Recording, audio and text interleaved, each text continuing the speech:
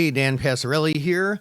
Well, I am often asked the question, what kind of background should someone have to become a trader? What careers, previous careers or current careers make for the best traders? Well, there's actually some anecdotal answers to that. I worked for a trading firm a while back, and one of the partners there was relating a story to me that there was a trading firm that would only hire engineers and musicians.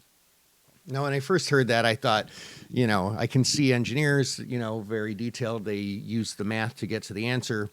I thought musicians was a little interesting, but then, I realized there's a lot of pattern recognition and there's some math, and you're using both sides of your brain for that. And I can kind of see that as well.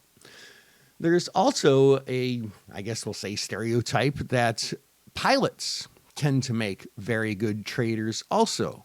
And I had a hard time wrapping my head around that one too, but apparently pilots have a checklist and they simply follow it and can't deviate from it. It's important for safety and for everything. And that makes sense for a trader as well.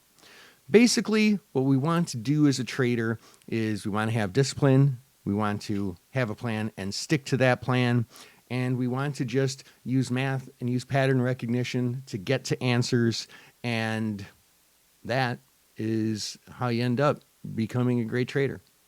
Hope that helps. Dan Passarelli, Trade Smart.